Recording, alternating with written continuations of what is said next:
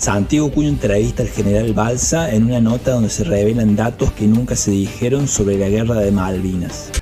La guerra es un renunciamiento a las escasas pretensiones de la humanidad. No es una obra de Dios. Siempre es mejor el sendero de la paz en la guerra. Bueno, yo fui uno de los tantos que tuvo que estudiar la historia de las guerras en los cursos superiores que realicé aquí, en Perú, y en otro lado. Por eso, cuando por televisión se ven acciones bélicas, pero no se ve bien el rigor de la muerte, mueren civiles inocentes, no mueren los políticos que la gestan. Ellos llevaron soldados de 17 años. Los nuestros tenían 18 y 19. Pero el problema no es la edad. Puede tener 24 y ser un inservible si no está instruido. Y puede tener 17, 18, si está instruido. El hundimiento del crucero del general Belgrano fue en aguas internacionales. Dicen, ¿fuera de la zona de exclusión? Sí, pero la zona de exclusión fue establecida unilateralmente por el Reino Unido. No fue un acuerdo con nosotros. Digo, lo que esté aquí lo hago. Ahora, lo que está en aguas internacionales, donde fue hundido, estaba avalado, y está por eso nadie lo aceptó. Ginebra, la Comisión de Ginebra, como un crimen de guerra. Es un hecho de guerra. Perdimos ahí 300 y pico. Es decir, lamentable, pero es un hecho de guerra. Porque el capítulo 7 de la Carta de Naciones Unidas, y creo que era el inciso 21 o 51, me está haciendo recordar, especifica que un caso de esos, sí, porque lo que se hundió fue un buque de guerra en zonas internacionales y que era un peligro para el accionar de la flota británica. Que muchos políticos no conocen qué pasó en Malvinas. Lo siguen relacionando con Galtieri y con el proceso. El 85-90% de las Fuerzas Armadas no fueron milicos de la Picana.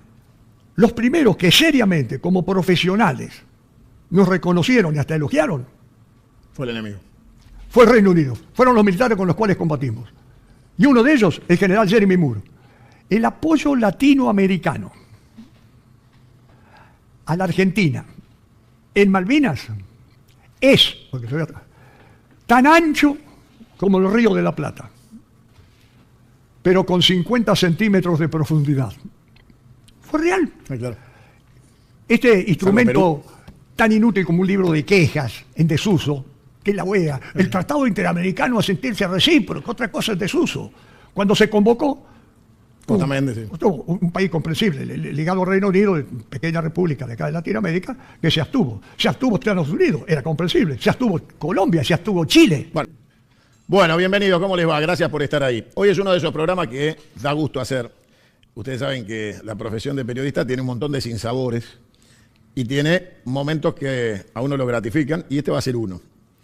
Hace bastante tiempo que vengo intentando que estuviera, y finalmente se dio presente con nosotros, visitándonos, para dejar un testimonio audiovisual de un montón de cosas que solo él conoce de su experiencia de vida, el general Martín Balsa.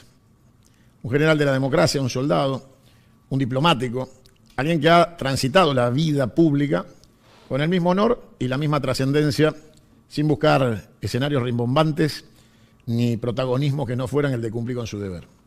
Y en un momento donde la Argentina tiene ruido y no música, donde parece que hemos perdido el arte de poder darle ritmo, compás y melodía a la política argentina, que involucra todo transversalmente, todo.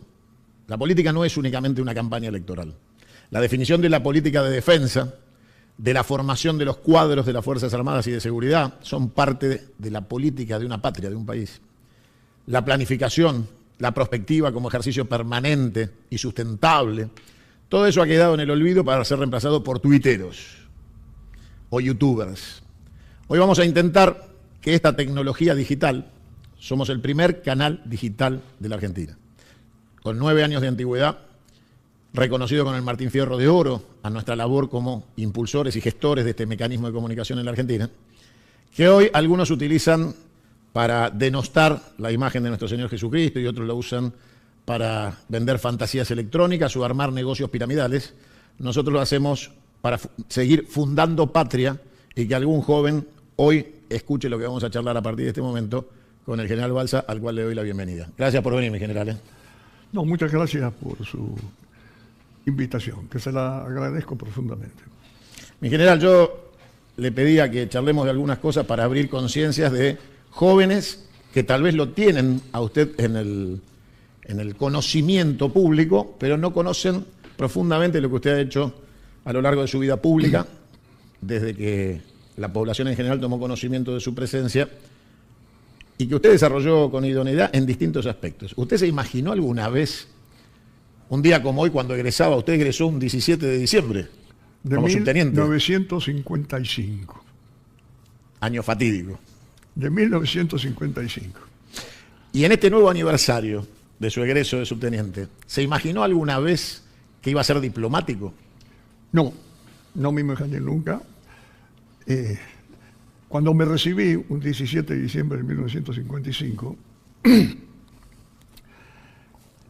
ese momento no me imaginaba la trayectoria que Dios me iba a conducir en el marco de una institución, el Ejército Argentino, que siempre he dicho y lo reitero.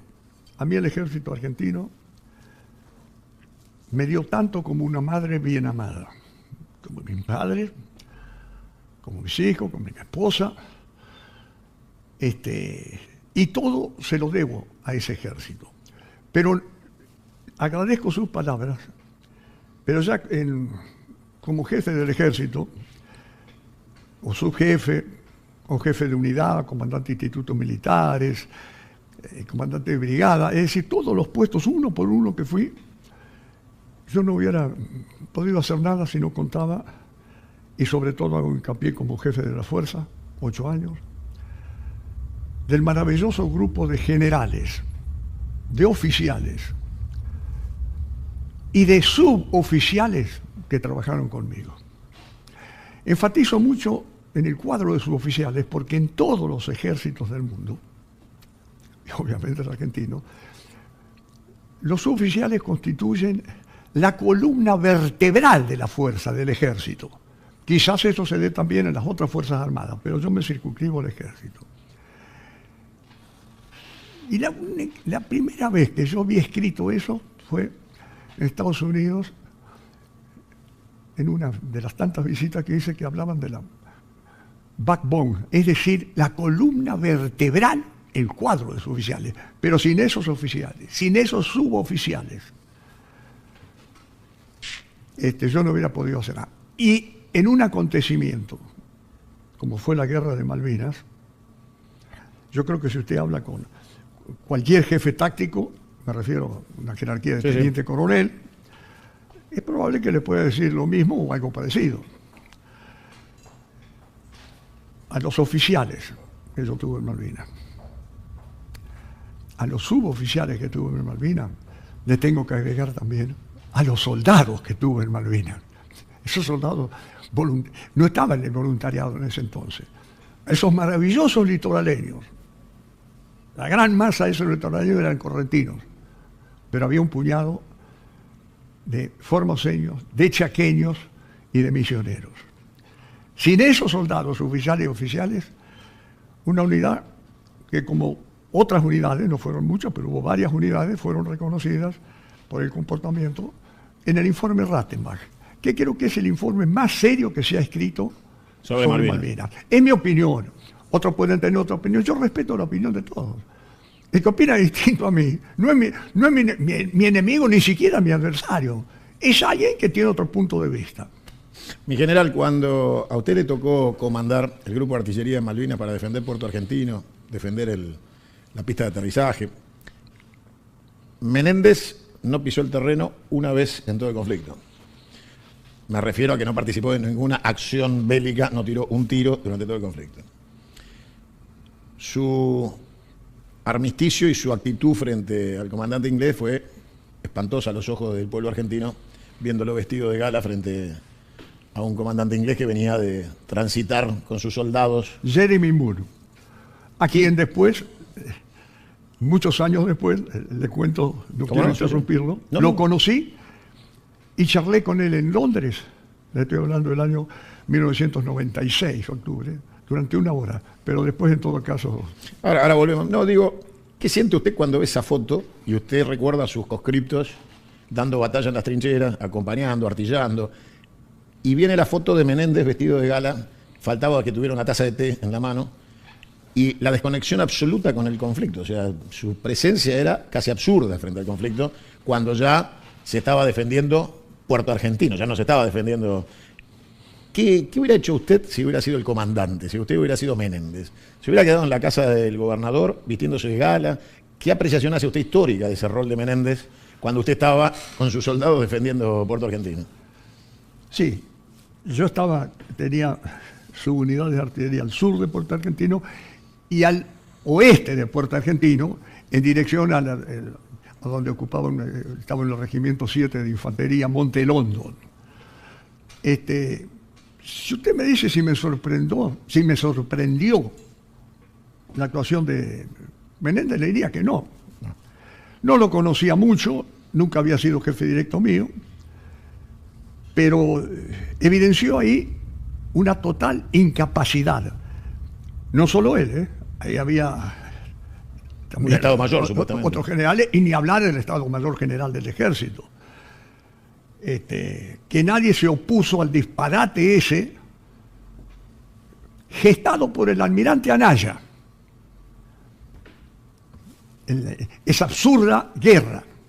Anaya es el autor intelectual. Exacto, y que es el que contribuyó a que se expulsara en forma poco decorosa al general Viola y asumiera como presidente y miembro de la Junta Galtieri, porque Galtieri fue el motivo que lo acompañaba en esta aventura. La guerra, yo no había conocido, la guerra la cual conocimos nosotros fue la de Malvinas, pero se había dado una circunstancia muy diferente, pero yo en Malvinas creo que era el único que había tenido la oportunidad de conocer, de ver de cerca algunas acciones de guerra en el Medio Oriente, concretamente en el Canal de Suez. Y más concretamente, el Canal de Suez, casi todo, excepto en el medio, en los lagos amargos, donde ahí se cruzan los buques, se cruzaban. Después no, porque estaba clausurado y ahora se vuelven a cruzar. Pero el resto, el ancho del Canal de Suez puede ser aproximadamente algo de 300, 340 metros. De manera que los bombardeos de la Fuerza Aérea Israelí sobre las posiciones egipcias, con los binóculos las veíamos muy claras de cerca, y muy efectivas, pero también a veces recibíamos esporádicas acciones de la Fuerza Aérea de los Sukhoi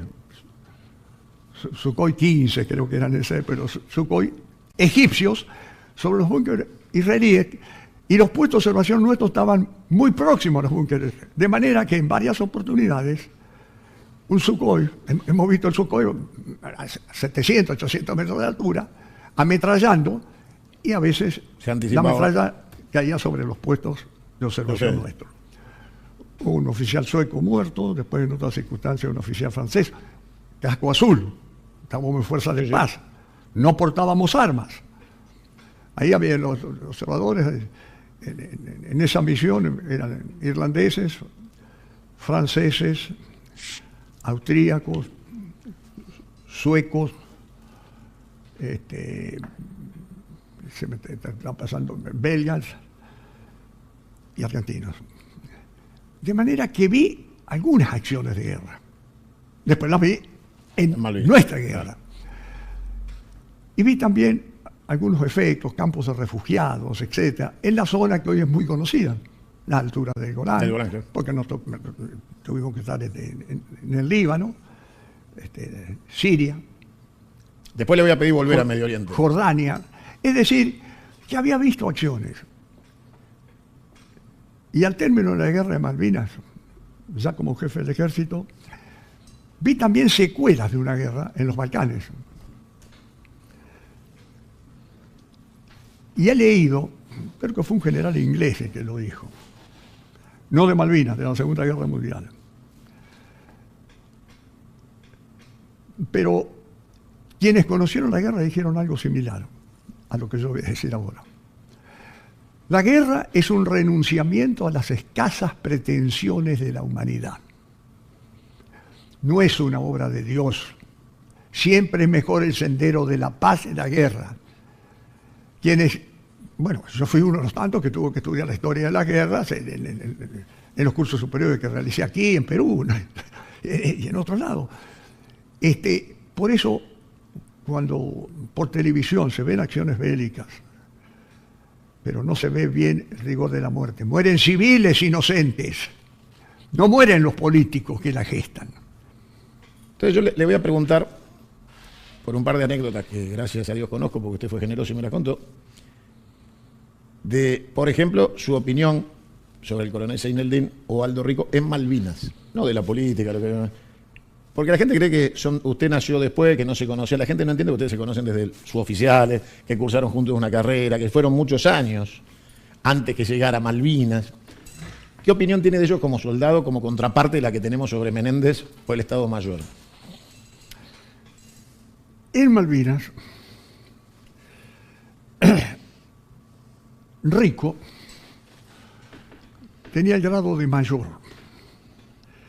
Llegó la segunda quincena de mayo, porque la improvisación se dio que esa compañía que tuvo un desempeño ejemplar, la compañía de comando 602, a órdenes del mayor Rico, y tuvo también, no recuerdo exactamente, pero importantes bajas, porque tenían más o menos 50 y pico de hombres, y perdió 5 o 6 hombres. Era una compañía integrada toda con cuadros, es decir, eran oficiales y suboficiales. El comportamiento de Malvinas, no lo digo yo, lo dice el informe Ratema, tuvo Rico un comportamiento ejemplar. Fue un líder en Malvinas. Lo que vino después es otra cosa. Estamos hablando de Malvinas. En cuanto a Seineldin, yo a Rico lo había conocido de cadete, no fue cadete mío, era infante. Yo era instructor del colegio, era teniente primero, y era cadete de tercer o cuarto año. De manera que... Ahí lo echaron y tuvo que volver 2 años después. Ahí lo echan en cuarto año y tuvo que volver 2 años después. Pero su comportamiento fue ejemplar, condujo su unidad. Y lamentablemente fue una ciudad, al estar compuesta por cuadros, perder 5 o 6 hombres, y mereció siempre mi respeto. Por eso no estuve de acuerdo cuando algunos colegas suyos, no voy a dar nunca un nombre, o algunos políticos, yo respeto la opinión de sus colegas y de los políticos. Cuando Rico desfiló, y creo que desfiló en silla de ruedas, por la Avenida Libertador, criticaron porque Rico, que hizo tal cosa. Rico estuvo muy mal criticado, porque Rico fue y es veterano de guerra. Y tiene el derecho a desfilar todas las veces. Y Rico no tiene ninguna causa, en lo que a mí me consta, de delitos de lesa humanidad. Tampoco la tuvo Seineldin, en lo que a mí me consta. Con Seineldin, yo soy 2 años más antiguo que Seineldin. Él es un año mayor que yo, creo, en edad, pero yo me recibí en el 55 y él en 1957. Lo conocí como oficial subalterno, estuvimos juntos en el colegio militar, fue un correcto oficial subalterno. Fue un buen jefe en Malvinas. Su regimiento, el R-25, estuvo en el aeropuerto. La misión era impedir ahí un desembarco y cuidar esa instalación vital que se mantuvo hasta el último día operativo, el aeropuerto. El ataque vino del oeste, en el medio estaba la población, de manera que como regimiento no entra en combate porque cumplió la misión que tenía. Defender el aeropuerto. Pero 2 fracciones de él, pequeñas fracciones, no sé si de los 50 a 60 hombres cada una orden del teniente primero, entonces teniente primero Esteban, un excelente profesional en todo sentido, y otra fracción muy pequeña a cargo de un subteniente o teniente Gómez Centurión. Esas 2 fracciones tuvieron un correcto desempeño. Del 25, pero una en el desembarco de San Carlos, a 90 kilómetros de Puerto Argentino, y la otra en Darwin, Pradera del Ganso. O sea que Seineldin, como tal, con su regimiento, no. Pero su regimiento también mereció el reconocimiento del informe Rattenbach. Acontecimientos que vinieron después, de los cuales no fueron ajenos a algunos sectores. políticos, empresariales, sectores sindicales, mediáticos y algún miembro de la Iglesia. Soy católico, apostólico, romano y no podría vivir fuera de mi religión, pero respeto a todas las religiones. Esos estimularon ciertos, no golpes de Estado, ni tentativas de golpe de Estado. Hubo dos, yo lo llamo, no en un sentido despectivo, pero Perón creo que también decía chirinadas, es decir, aquellos acontecimientos, y los dos de Seineldín, primero Semana Santa y las lajas de Rico, y luego el nombre de Virgen del Valle, conocida como Villa Martelli, y la otra, Virgen de Luján. Lamentable, porque esa última ocasionó 14, 15 muertos, más de 100 heridos. ¿Fue un golpe de Estado? No atribuyamos golpe de Estado. Pero lamentablemente puso en evidencia un Estado que se venía gestando de antes. Y en todos esos sectores que le digo, desviadamente ideologizados y politizados, jugaron con ellos. Ahora, luego, el que estuvo 11 años y medio preso fue Seineldín, no hubo ningún civil. Por eso digo, con respecto a la guerra, el militar cumple mejor su función cuando gana la paz que cuando hace y gana la guerra. Y lo vamos a ver el resultado de esta guerra trágica Rusia-Ucrania. Cuando usted escucha... Y perdón, pero quiero aprovechar para decirle... Yo les digo, usted tiene este libro. Sí, claro que sí.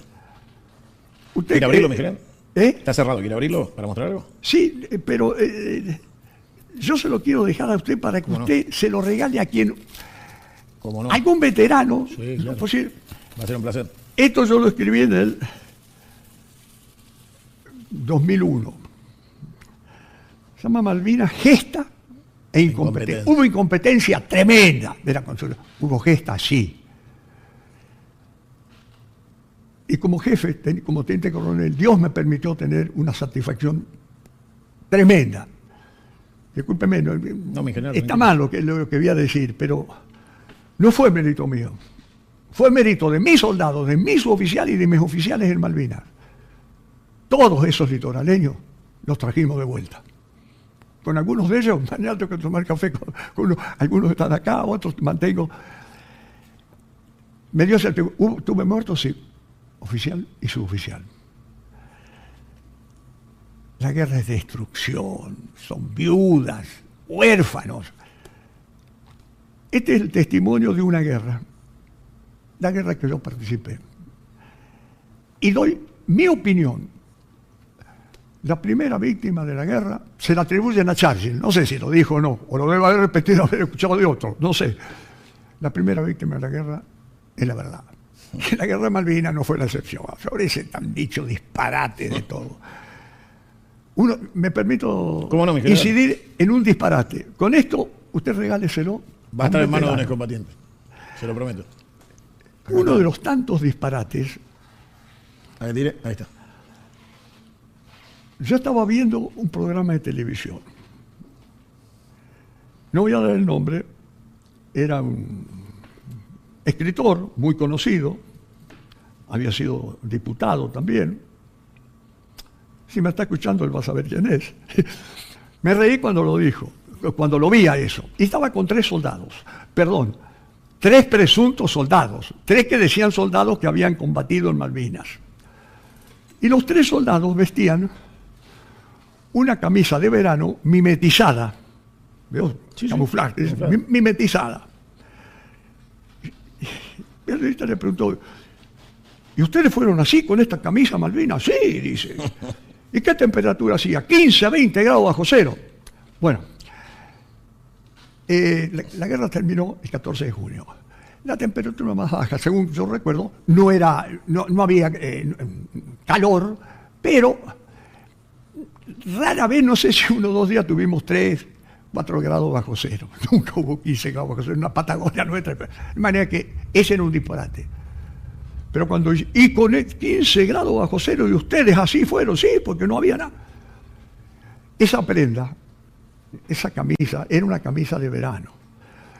Pero se empezó a usar en el ejército, si mal no recuerdo, durante mi gestión en 1995, 1996. En Malvinas fueron con camiseta de abrigo, no hacía calor. Y el abrigo que ellos tenían, esos duvet, era el mismo que tenían los jefes, menos uno, que usted nombró hace un rato. Estaba muy cómodo. Con excepción de Menéndez, que tenía un duvet civil y un birrete civil, con el bastón de mando, un mando que no ejerció, pero todos, si usted ve las escenas de Malvinas, que hay escenas filmadas, bueno, todos tenían el mismo abrigo. Evidentemente, las circunstancias hizo que hubo unidades que sufrieron serias deficiencias logísticas, inclusive que afectaba hasta el racionamiento. No fueron todas, pero también uno de los disparates grandes de la conducción esta de Galtieri y de todos los generales que estaban cómodamente acá, sentados en el Estado, calefaccionados en el edificio Libertador, era que se mandaron unidades, sobre todo infantería, sin ton ni son. Se mandaba. Galtieri estuvo el 22 de abril, habrá estado 6, 7 horas, no sé. Una fecha que no me olvido porque ese día, en Paso de los Libres, nació mi hija, después de 3 varones, la conocí a los 3 meses. Pero voy a que se mostró algo, la primera vez. También se decía que un soldado que no sabía manejar un arma, pero vi un avión, cargué con un fusil, bajé el Sea Harrier. Y un colega suyo lo miraba y dice, vos te bajaste de un avión, qué bárbaro. Claro, pero son disparates que pasan en toda la guerra. Se habla a veces los corresponsales de guerra. En la guerra de Malvinas no hubo ningún corresponsal. Claro, porque hubo sí periodistas y algunos filmaron escenas muy serias. Pero evidentemente... no era la primera línea de combate. Exacto, pero yo hablo de lo que me tocó vivir como artillería.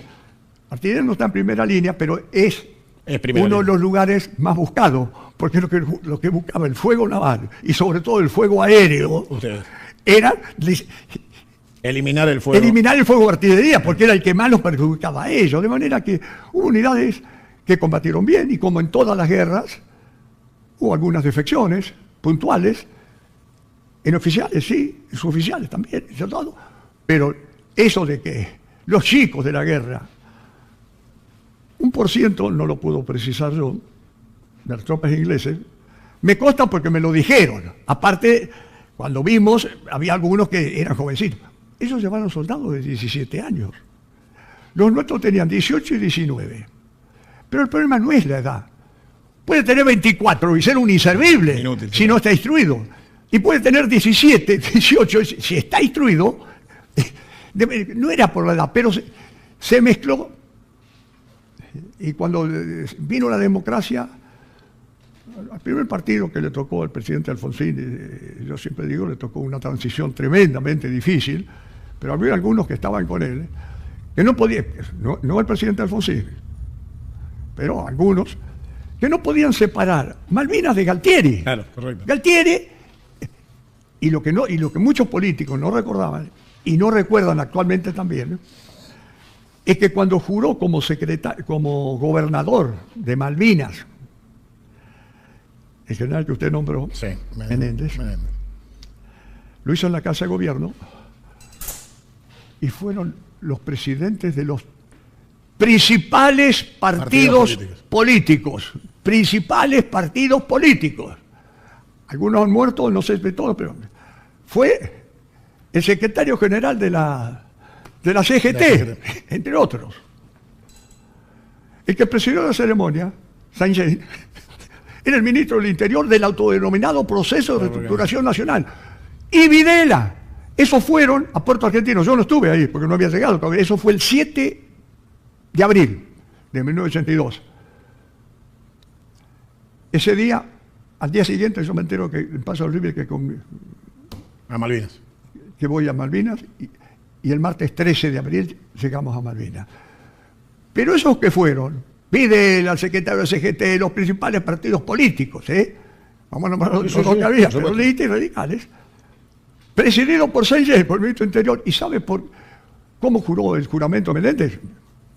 Lo digo en el libro. Yo no estaba presente, pero me lo contaron. Además, nunca lo legó nadie.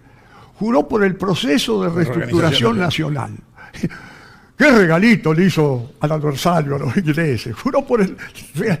Es decir, la improvisación fue total. Pero a mí me dolió escuchar. No, esto, lo primero que le voy a decir es un diputado, en el 90 y pico, oficialista en ese entonces. No sé si soy claro. Sí, clarísimo. Haber dicho, estoy viendo, y haberlo escrito, porque yo saqué una carta de lectores también, que el ejército argentino solo había servido para torturar durante el proceso, pero que en Malvinas demostró que no servían para nada, cobardes. Era un diputado oficialista. Pero en el presente siglo, a un diputado también oficialista, en su momento, actual gobernador de una provincia importante, y por mí querida porque en una de esas guarniciones de esa provincia me inicié como su teniente. Yo lo vi por televisión. Creo que fue un exabrupto, pero me dolió, que dijo, habló en forma un tanto, y después vino el fiasco de Malvinas. Yo lo digo, el fiasco de Malvinas. Es una falta. No fue la intención del señor diputado y actual gobernador de una importante provincia. Pero por respeto a los muertos, por respeto a los que combatieron, a los que volvieron mutilados. Ese señor diputado, o los dos diputados, y otros, dicen el ejército, quizás los jóvenes diputados y senadores, entre otros, si yo les pregunto, ¿qué % del ejército argentino combatió en Malvinas? Producto de una guerra jamás pensada y la improvisación. Le diría yo, desde el punto de vista operativo, con material, menos del 10%. Sin embargo, sectores políticos hablan del ejército en Malvinas. La Armada participó con mucho menos del 10%, porque el almirante Anaya ordenó que la flota de superficie se abstuviera del combate. Es decir, no participó. No estaron. Hubo una lamentable pérdida de estos hombres nuestros del crucero Belgrano. Que algunos, yo veo que hablan de crimen de guerra. El hundimiento del crucero del general Belgrano fue en aguas internacionales. Dicen, ¿fuera de la zona de exclusión? Sí, pero la zona de exclusión fue establecida unilateralmente por el Reino Unido, no fue un acuerdo con nosotros. Digo, lo que esté aquí lo hago. Ahora, lo que está en aguas internacionales,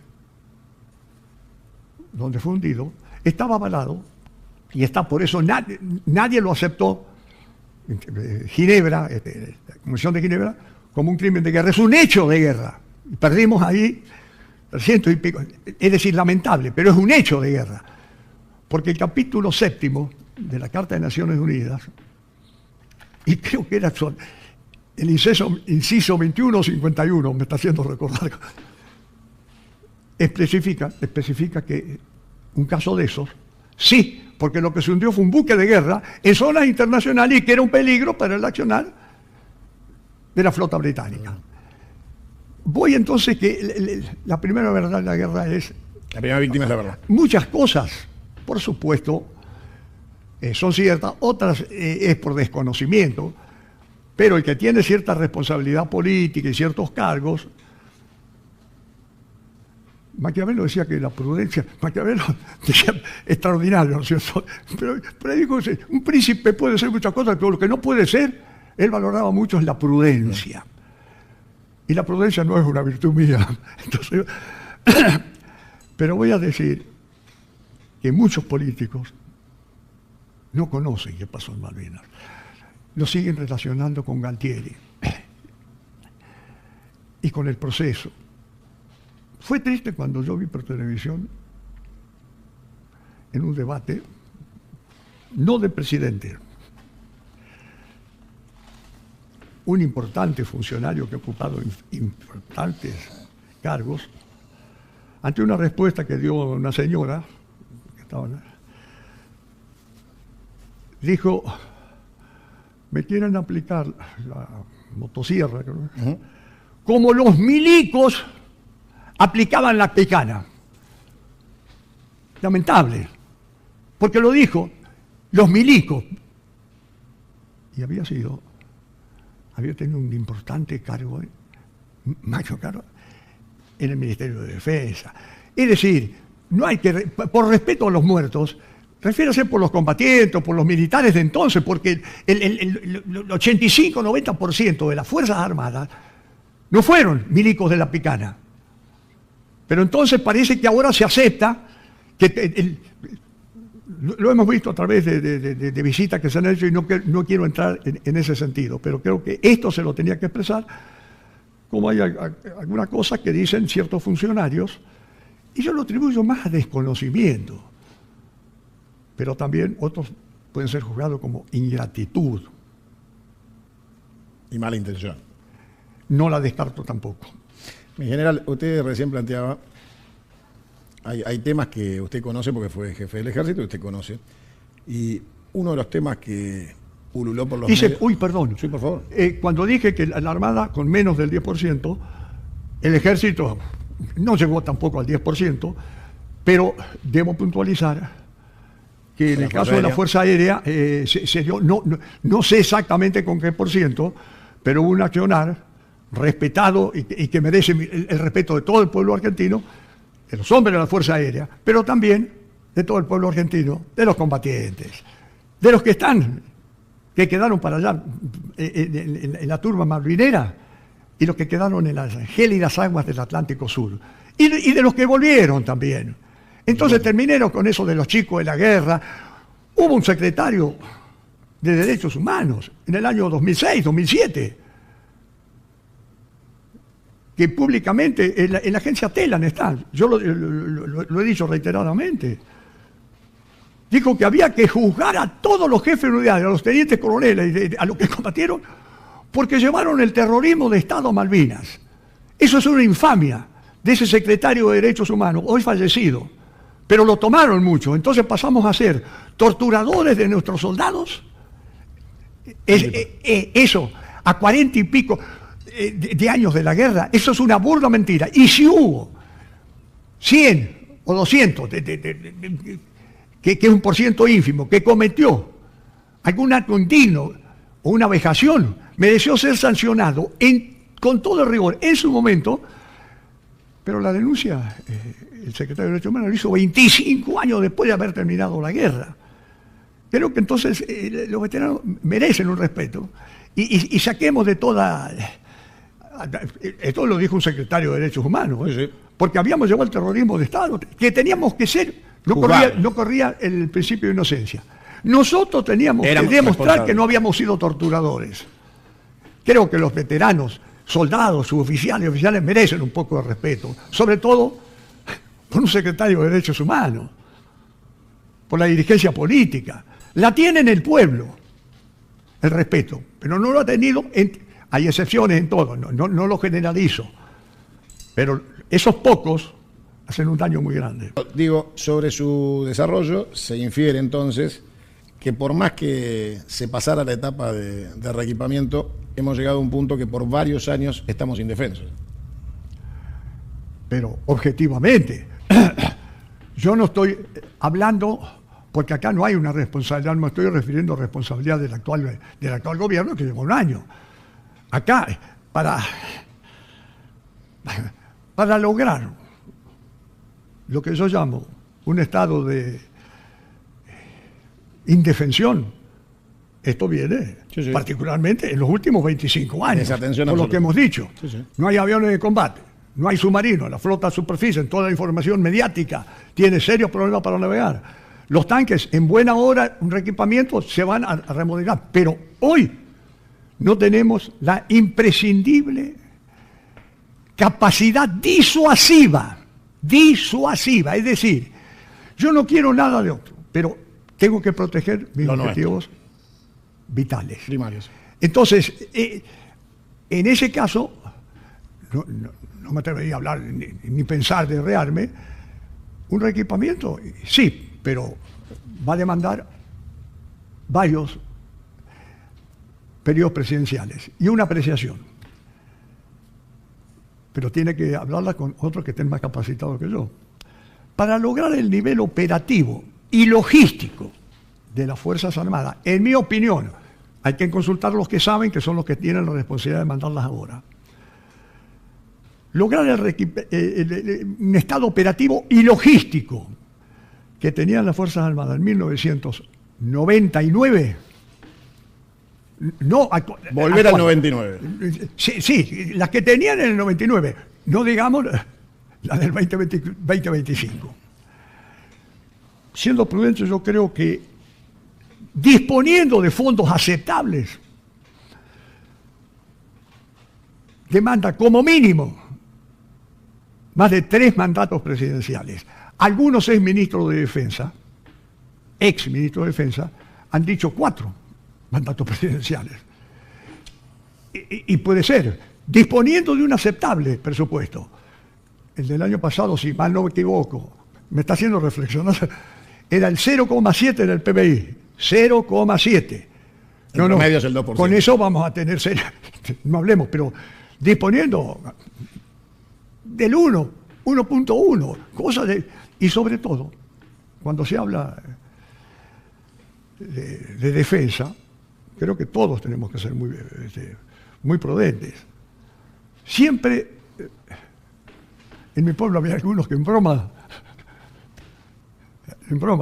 decían, sí, este está principiando por el principio. Así parece que acá, históricamente, no me estoy refiriendo a las actuales autoridades, todo empezaba con uno. Cuando empezamos a trabajar en y yo lo digo en otro libro, no todo empezaba con nosotros. Había cosas muy buenas que se habían hecho y que había que mantenerlas, que se pueden ir reestructurando, perfeccionando. Eso es lo que se llama, en extrema síntesis, yo había todo ahí, la evolución es la continuación de un proceso. La transformación de lo sencillo en complejo. Ninguna institución, el ejército, ninguna, puede evolucionar cuando su fin se modifica con frecuencia. Y esa es una diferencia entre la vía evolutiva, de aprovechar lo que hay, porque no todo empieza conmigo. Es la diferencia entre crecimiento y desarrollo. Y sí, yo digo entre evolución y revolución. La revolución, profesor, en la facultad, es aquello que rompe la lógica del antecedente. La revolución. Es un trastocamiento repentino de los hechos, es otra cosa. Hay ejemplos. No hablemos de la revolución de mayo, nada. Acá no hemos tenido ninguna revolución. Hemos tenido golpes de Estado palaciegos, un cambio de uno por otro, pero no golpes de Estado. Yo, como ejemplo de revolución, ninguna duda, la Revolución Francesa, la Revolución Rusa, la mexicana por ahí. Sí. Pero el resto fueron golpes palaciegos a la criolla, los nuestros. Porque la evolución tiene que ser lenta, tiene que ser gradual y mantener el fin. Itamaraty en Brasil. Claro, es un ejemplo, pero que lo analicen y pregúnteselos a los miembros de nuestro servicio exterior. Itamaraty es un ejemplo de eso, una coherencia. Acá no ha habido, por lo menos, no sé si este año o los años anteriores, me atrevo a decir que no, un serio plan, un sistema de defensa nacional que tiene que estar consensuado, como mínimo, por los 2 o 3 principales partidos políticos, como tiene que estar consensuado por los principales partidos políticos, una cuestión de Estado, como es la cuestión Malvinas. Por supuesto. En Malvinas cambia un gobierno y cambia la política. Y fíjese cuando digo, disculpen, cuando hablo de los ingleses, es triste lo que voy a decir, pero lo siento. ¿Puedo estar equivocado? Sí, pero creo que no, por eso lo expreso. Los primeros que seriamente, como profesionales, nos reconocieron y hasta elogiaron, fue el enemigo. Fue el Reino Unido. Fueron los militares con los cuales combatimos. Y uno de ellos, el general Jeremy Moore.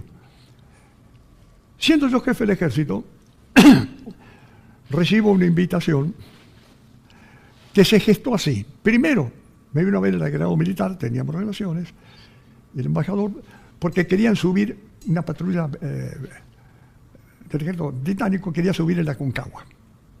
Pero pedían colaboración al ejército. Le dije, cuenten con eso, todo muy bien. Y después de eso, yo lo llamo al embajador y le digo, porque no conocían, y el Aconcagua se ha tragado sandinistas. Yo hablé de la experiencia, no tenían en los Alpes, que es otra cosa. Y le dije, ¿qué le parece si hacemos una ascensión en conjunto? Una patrulla británica y una patrulla argentina, juntas, a la Cumbre de América. La aceptaron encantados. Se hizo. Fue exitosa. Meses después yo recibo una invitación, vía embajador, donde invitaba a toda la patrulla y a mí a su palacio, el príncipe de Gales, el actual rey, que no era rey en ese entonces, pero él era su palacio de Chelsea, una recepción que quería hacerle en agradecimiento, pero que teníamos que ir de civil. Entonces yo acepté, sobre todo por mis suboficiales y mis oficiales, no eran muchos, no sé, 20. Ellos no conocían. Le dije sí, pero yo no voy a ir. Di una explicación, que la nariz me crecía cuando yo la daba, pero porque yo no iba a ir, acepté una invitación de civil. Yo era jefe del ejército. Fueron. 1 o 2 meses después, viene un general británico, que con el agregado militar me piden una audiencia, lo recibo. Conversó ahí con 4 o 5 generales, y cuando se va dice, tengo que hacer una pregunta, pero muy, muy en privado. Pasamos a una oficinita chiquita, que era la que yo tenía, que usted lo debe reconocer. Y me dice, general, yo tengo que hacer una pregunta. Michael Portillo era el secretario de Defensa, y estaba él ser el jefe del ejército. Si usted recibe una invitación para visitar el Reino Unido, unidades, ahí, ¿la aceptaría? Antes que yo le contestara sí, no, algo, me dice, pero por supuesto, general, de uniforme. Acepté. De uniforme sí fui, me recibieron con todos los honores. Y cuando llego, el agregado militar, sí, el agregado militar, pero sobre todo el embajador argentino, muy bien, todo. Me dicen, hay una pequeña variante. Hay 2 periodistas, un periodista argentino y una periodista británica, que dicen si usted lo quiere recibir al general Jeremy Moore en el hotel cuando termine la visita oficial. John Malvina era el teniente coronel, Moore era un general convocado, vencedor, sí. No lo conocí. ¿Cómo no? Fue a visitarme al Hotel Chelsea. Lo esperé en la puerta del hotel. Bajó de un taxi típico londinense, una pequeña llovizna, con una popi que es la amapola porque era el 2 de noviembre, paraguas, traje negro, salud. Charlamos 1 hora y pico en el hotel, tomamos té, hablamos de la guerra. Me dijo cosas extraordinarias, una conversación que jamás la pude tener con un general argentino del proceso. Fue una guerra sin odio, sin odio. El disparate fue nuestro, porque ir a combatir contra la OTAN. Y lo último que le digo sobre esto, porque no quiero cansarlo, es... No me creas. Creo haberlo leído, ahí lo pongo, no sé si es en el Financial Times o en otro periódico británico. Unos días antes que la guerra terminara, más o menos 8 o 9 de junio, en ese periódico británico apareció algo que muchos de los que están mirando les asombra. Yo me limito a decir lo que yo leí y cito en ese libro. El diario dijo, la guerra ya estaba definida, el 8 de junio, pero se siguió combatiendo hasta el 14. Toda la noche del 13 al 14, hasta el 14 al mediodía. Y el diario sabe lo que decía. El apoyo latinoamericano a la Argentina en Malvinas es, porque tan ancho como el Río de la Plata. pero con 50 centímetros de profundidad. Fue real. Claro. Este instrumento tan inútil como un libro de quejas en desuso, que es la OEA, el Tratado Interamericano a sentencia recíproca, otra cosa es desuso. Cuando se convocó, Justamente, sí. un país comprensible, el ligado Reino Unido, pequeña república de acá de Latinoamérica, que se abstuvo. Se abstuvo Estados Unidos, era comprensible. Se abstuvo Colombia, se abstuvo Chile. Bueno, el actual presidente de Estados Unidos, que era senador, dijo que nosotros éramos los invasores. Pero, claro, fue tan mal llevado. En fin, por eso digo que los británicos merecen, y han merecido, no por mí, a nivel soldado, un respeto. Una anécdota. Sí, claro, imagínate. Terminada la guerra, te estoy hablando del día 14, 15, 16 de junio, un sargento mío, correntino, me dice: mi general, ¿no buscan ahí 3 o 4 ingleses? Así. Y yo: ¿cómo sabe usted? Si usted no habla inglés. No, dice, pero están diciendo coronel o teniente coronel, decían Martin Balsa. Entonces salgo, efectivamente, creo que eran 4 galeses. Vinieron sin armas. Y nosotros, las armas portátiles me refiero, ¿no? Teníamos armas portátiles. Presento, saludo 1, saludo 2, bien respetuoso. Y dijo: veníamos a ver el material. Sí. Vea, le dijo, el material ahora lo tienen ustedes. Empezó así. Pero dijo: venimos a felicitarlos, porque ustedes, con la artillería, combatieron muy bien. Hablábamos en inglés, y en inglés me dijo: ustedes mataron muchos hombres de mi batallón. Yo entendí bien que él dijo: mataron, Mataron, sí. Yo estaba con un capitán, falleció, brillante, Cordero de apellido, y un suboficial, creo. Pero le dije: no, discúlpeme, no le entendí bien lo que dijo. Yo había entendido bien. Sí, perfecto. Se miraron ellos y dijeron: no, que el batallón galés, por el fuego de artillería suyo, y, muchos gurkas y nosotros tuvimos muchas bajas. Le dije: sí, porque yo había entendido otra cosa. Le dije: pues no vinimos a matar, ustedes no vinieron a matar, nosotros tampoco. Pero la muerte es la consecuencia. Seguimos conversando. Uno de ellos dijo: ahí se sacaron la tapa y mostraron los grados. Uno era el capitán, el que hablaba conmigo. Y me dice: el problema ahora no es entre nosotros, dice. Es entre Mr. Galtieri y la señora Thatcher.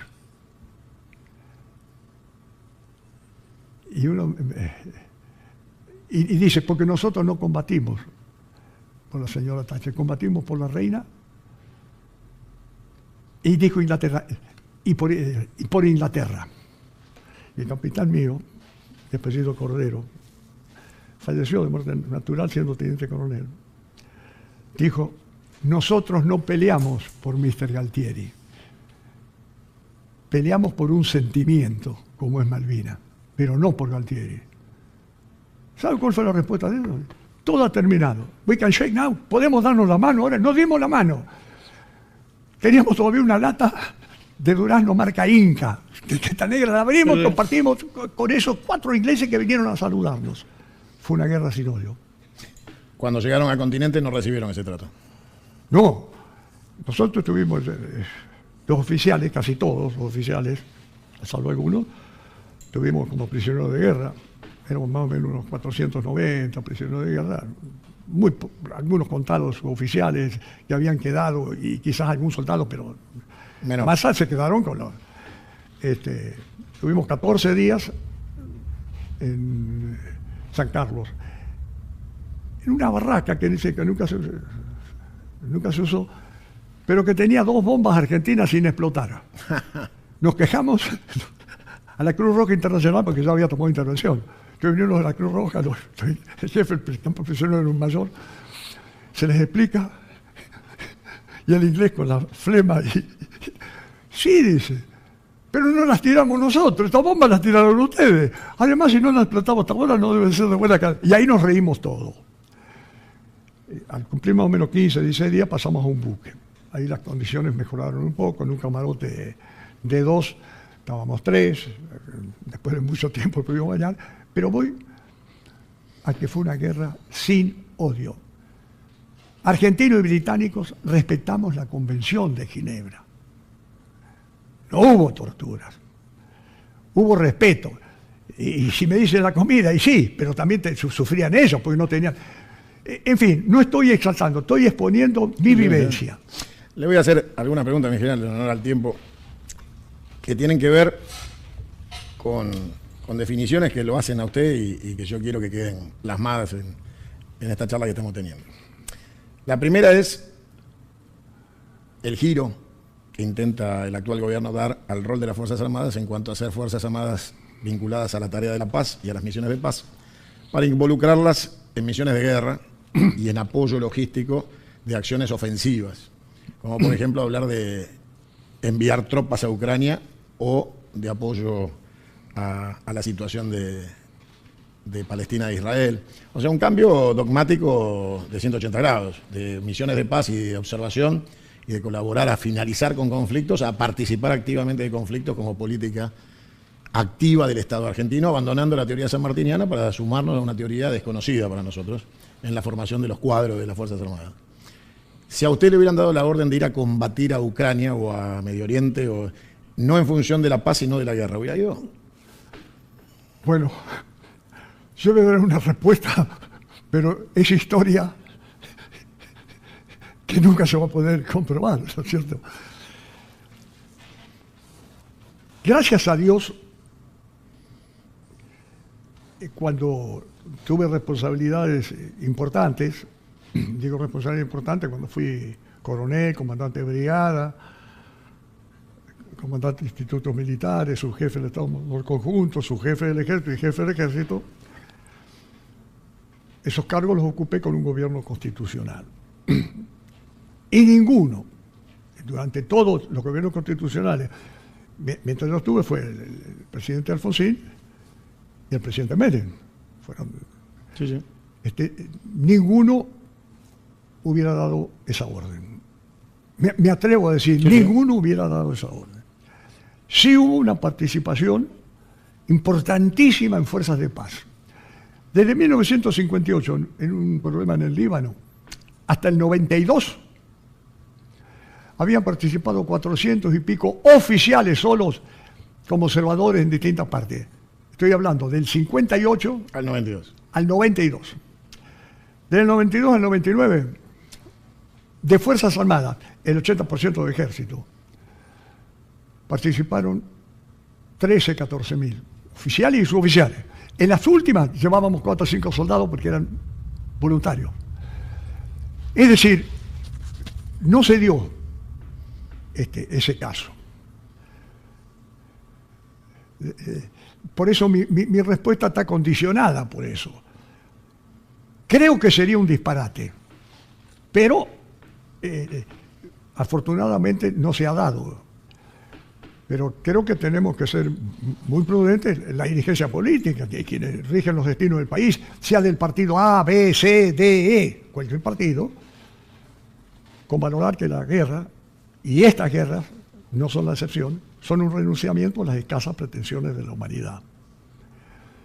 Y que la Argentina tiene una vocación de paz.